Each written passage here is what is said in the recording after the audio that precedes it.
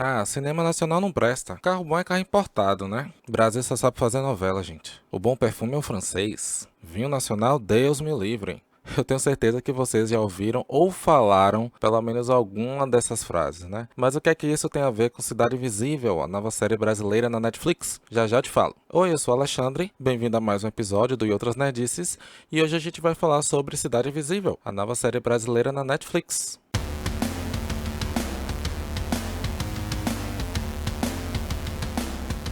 Bom, antes de mais nada, gente, cabe aqui eu explicar o título, né? Por que que eu escolhi esse título para falar da série Cidade Invisível? Essa síndrome de vira-lata. O que seria essa síndrome de vira-lata que muitas vezes nós brasileiros temos? Eu não estou me excluindo do processo, tá? Primeiramente, esse termo, complexo de vira-lata, ele foi utilizado pela primeira vez por Nelson Rodrigues, em uma crítica que ele fez em 1958, uma resenha que ele fez em 1958, logo após o Brasil ganhar, acho que sua primeira Copa do Mundo. Amantes do futebol, me corrijam. E o que é que ele quis dizer com essa síndrome do vira-lata? Nós brasileiros temos mania de nos sentirmos inferiores a outros povos. E isso se manifesta muito na forma como nós vemos as coisas. Por isso que eu escolhi essas frases que muitas vezes a gente fala, eu já pelo menos falei uma ou duas delas, e também muitas vezes a gente ouve. Mas de onde é que vem essa síndrome do vira-lata? Lembrando que aqui são as minhas impressões pessoais, tá? Não é base de nenhum estudo, nada disso. Mas eu acho que assim, primeiramente que a gente sempre importou muito a cultura de fora, em especial a europeia. Na literatura sempre foi assim.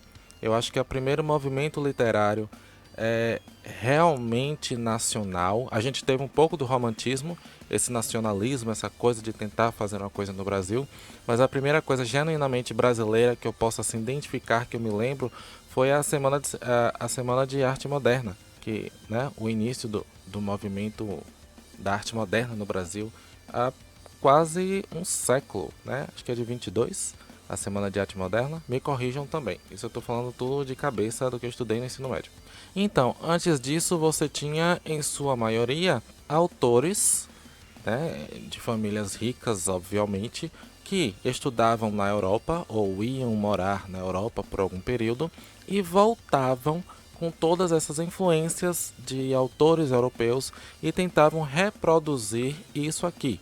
Então a Europa sempre foi uma grande influência para a gente, uma grande referência do que é cultura, do que é bom, da verdadeira literatura. Então tudo de bom sempre teve essa coisa de ir para a Europa.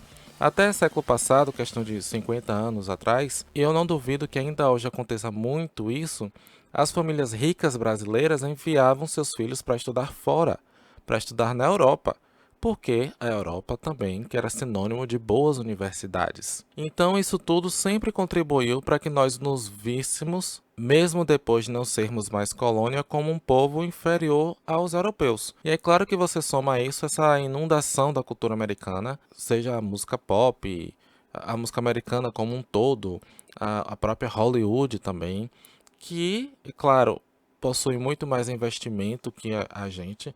Então, por causa disso, a gente também fica com essa impressão de que o que é produzido aqui não presta. E isso cria um preconceito muito grande com o cinema nacional. Então, por exemplo, acho que o filme mais caro que a gente tem no Brasil, questão de 15 milhões de reais, não paga o cachê de uma estrela de Hollywood. E também, fora isso, você tem a quantidade. Quantos filmes a gente lança por ano e quantos filmes Hollywood lança por ano. E qual a porcentagem desses filmes de Hollywood realmente é boa. Então talvez isso crie a falsa sensação de que o cinema nacional não presta, porque a gente produz muito menos, com um orçamento muito menor, e aí claro que você tem muitas produções de qualidade duvidosa, e você tem muitas produções também nacionais, filmes nacionais excelentes. Assim como, claro, Hollywood produz 1000 vezes mais filmes, com 1000 vezes mais dinheiro, a probabilidade deles acertarem e de eles produzirem coisas muito boas é muito maior. Mas quanto a isso, a gente, como eu sempre falo aqui, a Netflix tem nos ajudado muito a nos desvencilhar mais dessa coisa de só consumir coisas americanas. A gente tem exemplos excelentes que eu quero falar em um programa exclusivo mais pra frente de séries que não são americanas, né? de séries estrangeiras, entre aspas, né? Porque as séries americanas pra gente também são séries estrangeiras. Ainda falando um pouco dessa coisa desse complexo nosso de vira-lata, tem outra coisa que incomoda muito. Acho que quem aqui acompanha há mais tempo, quem me conhece pessoalmente, sabe que eu sou da área de linguagem, eu sou professor de inglês, português, mais de inglês que de português, mas mesmo assim eu evito muito o uso de palavras em inglês no meu cotidiano, simplesmente porque eu acho que não tem sentido. Ainda que eu amo línguas de modo geral, mas eu me orgulho muito da língua portuguesa, principalmente porque é uma língua extremamente difícil e é uma língua extremamente rica em vocabulário e tudo. Então, principalmente por causa da internet, houve essa invasão de termos estrangeiros que, assim, é uma coisa incontrolável, né? Acho que países como a França tentam barrar mais, então eles traduzem tudo. Lá você não compra um tablet, você tem que comprar sei lá como é que fala em francês, um tablet, alguma coisa assim, né? Então imagine que você vai para uma loja, você vai pedir um tablet, você não vai pedir um tablet.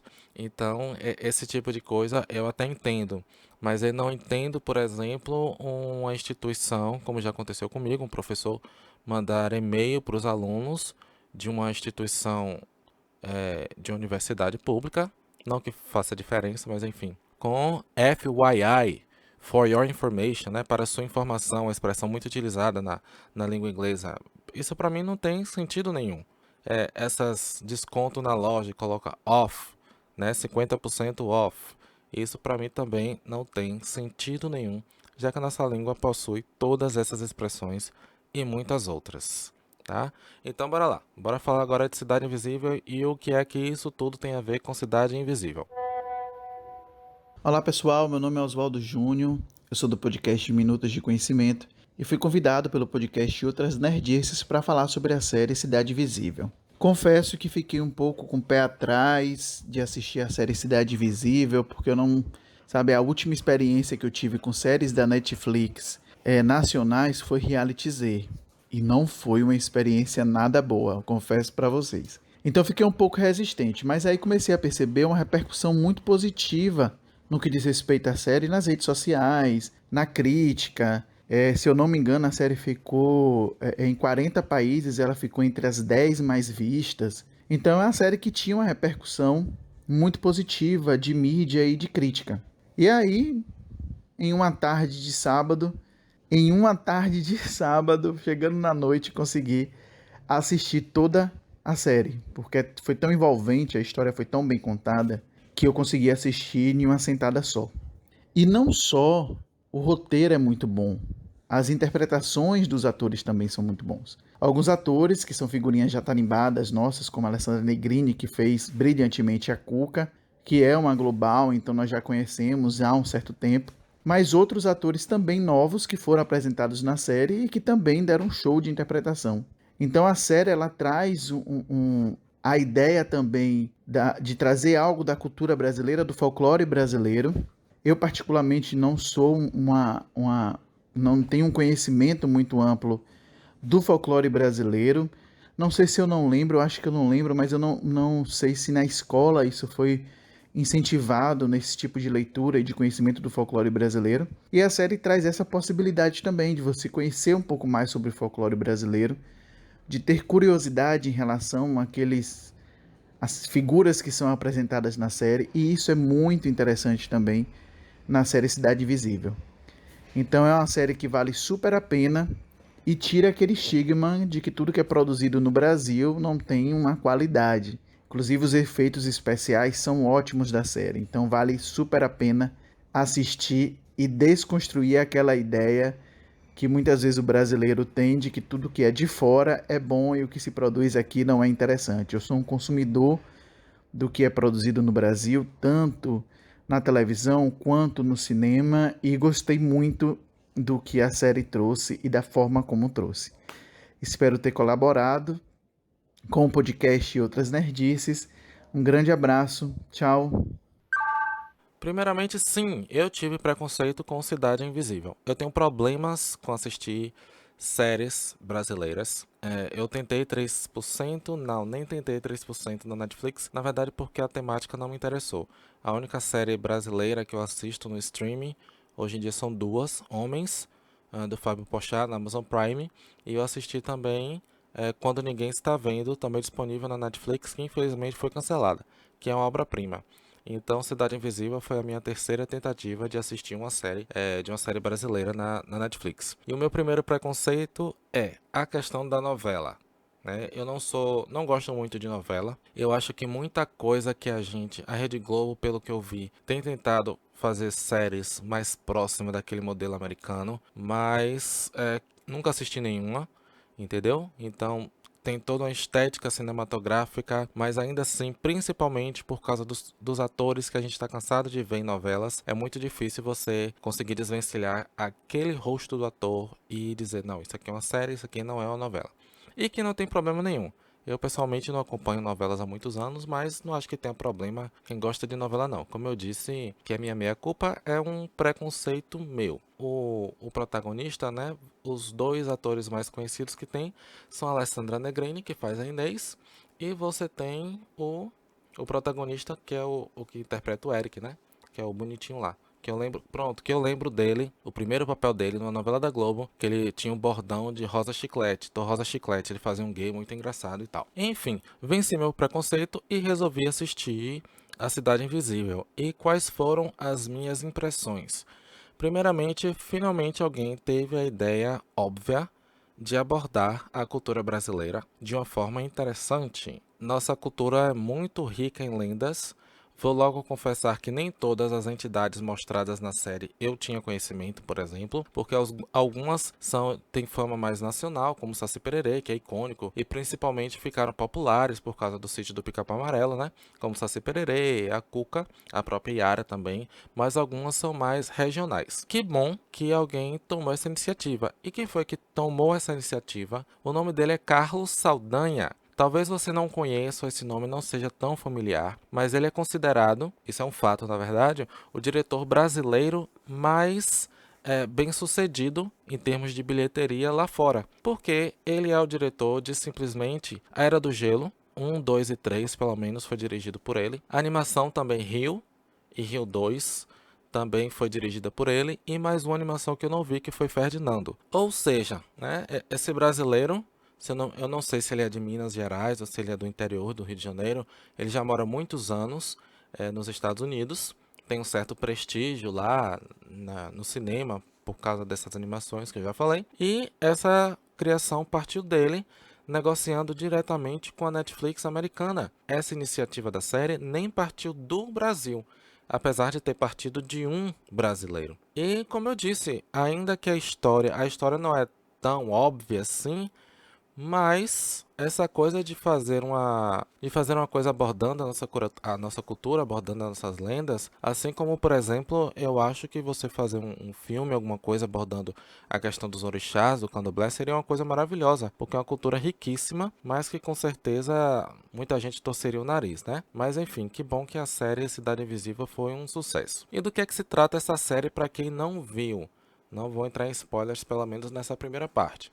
A série acompanha o protagonista, o policial Eric, cuja mulher morre no incêndio. Na verdade, ela não morre por causa do incêndio, ela morre no incêndio de uma forma misteriosa que a gente só vai saber no final da série. E ele fica louco, ele é um policial ambiental, ele é da polícia ambiental, e ele fica louco para fazer uma investigação porque ele não acredita que a morte da mulher foi um mero acidente. Nisso tudo, ele vê um boto na praia do Rio de Janeiro. Ele resgata esse boto e mais tarde ele descobre que esse boto virou um homem.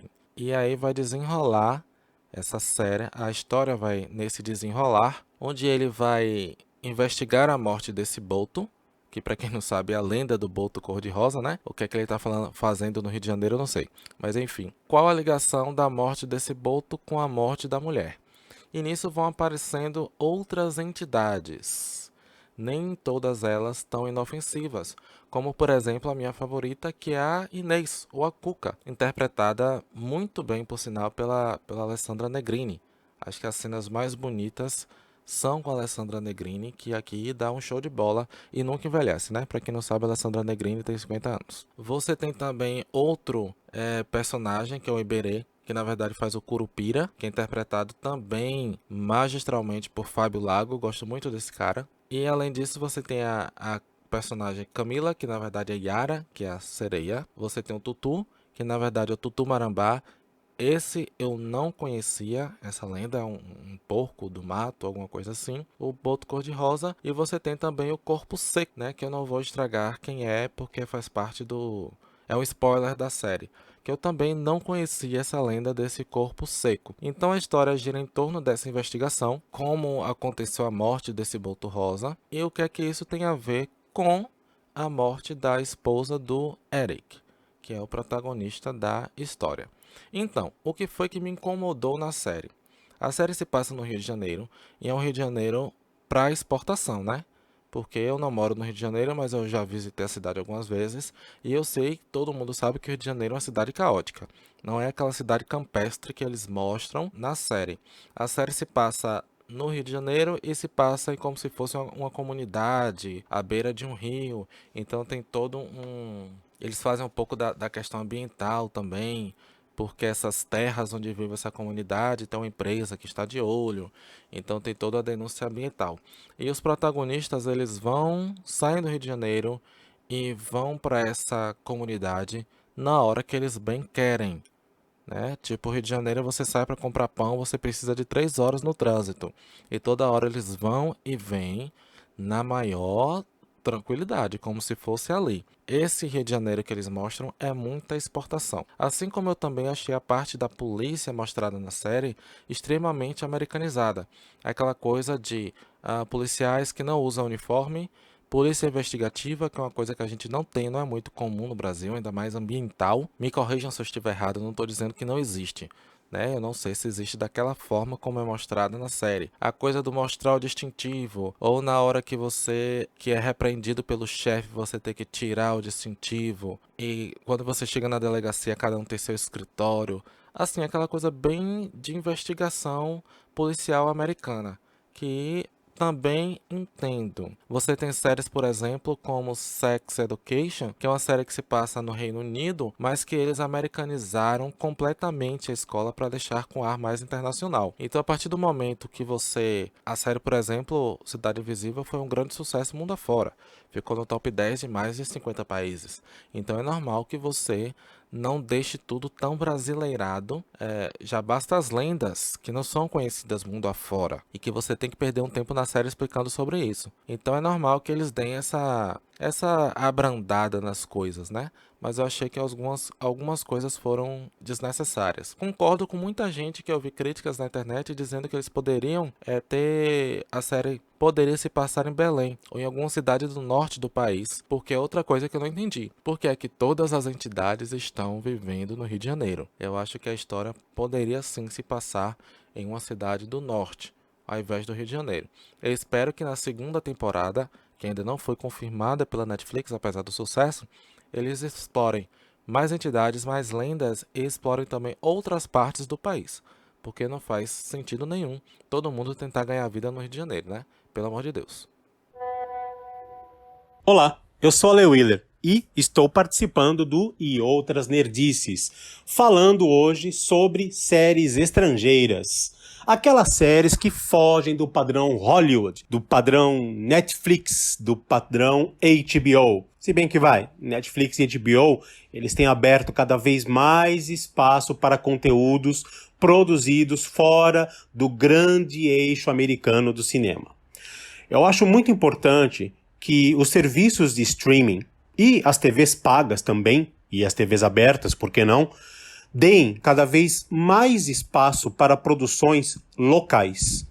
Se considerarmos que estamos vivendo um período de pandemia que está cobrando um preço altíssimo, não apenas em termos de vidas humanas e saúde pública, mas também em termos de desemprego e desestabilidade social, investir em conteúdos locais é uma maneira incrível de fomentar empregos e a produção artística que é feita por pessoas que estão lutando diariamente para sobreviver da sua arte. Eu acho que a gente tem que perder essa visão de que os conteúdos feitos localmente, e sejam eles feitos no Brasil, em Angola, na Nigéria, no leste europeu, na Ásia, em qualquer parte do mundo, a gente tem que perder essa visão de que esses conteúdos não têm qualidade. Mesmo porque é muito difícil julgar o que tem qualidade e não tem qualidade quando a única referência que nós temos é o padrão euro-américo centrado. E muitas vezes incorremos nesse erro de usar essa medida padrão para classificar todas as produções que são feitas fora desse grande universo. E nós, como bons brasileiros, sempre tivemos o hábito péssimo de torcer o nariz para tudo que é feito por nós e para nós. Isso tem mudado muito. Diria eu, uns 10 anos ou um pouco menos para cá, nós passamos a encarar a produção artística brasileira, o que é feito aqui no Brasil, com outros olhos. Nós passamos a admirar e valorizar o cinema brasileiro, o que é feito em termos de literatura nacional, o que é feito em termos de teatro, em termos de televisão, em termos de séries. Vide a Netflix, que cada vez mais está investindo milhões em produções nacionais e que muitas vezes não ficam devendo nada para as grandes produções dos grandes estúdios gringos. Então, eu acho que passou da hora da gente largar essa síndrome de vira-lata, essa síndrome de quintal e começar a olhar com olhos mais abertos e mais receptivos as produções artísticas de séries que estão vindo não apenas aqui do Brasil, como 3%, Cidade Invisível e outras, mas também produções de séries que estão vindo de outras partes do mundo, como O Gâmbito da Rainha e como séries francesas, que estão, sim, fazendo um trabalho excelente de reconstrução e também de desmistificação de que as únicas empresas e os únicos serviços que são capazes de entregar um conteúdo de qualidade são os serviços americanos ou da velha e tradicional Europa. Passou do momento de abrirmos nossas mentes e nossas almas para os conteúdos que são produzidos por pessoas do nosso país e também dos outros países que estão fora desses grandes centros. Nesse momento em que vivemos, é um momento tão especial. Digo especial não porque estamos passando por esse período de pandemia. Não quero que vocês me entendam que eu estou achando a pandemia benéfica. Não é. Mas é sim um momento especial porque nós temos a chance de começar a rever esses tipos de produção com outros olhos. Então, dê uma chance para séries nacionais, dê uma chance para filmes nacionais, dê uma chance para séries que vêm de outros países, países que talvez você nunca tenha ouvido falar, mas dê uma chance, porque é nesses conteúdos em que está, modéstia à parte, minha opinião, o futuro da arte em si. Valeu, muito obrigado.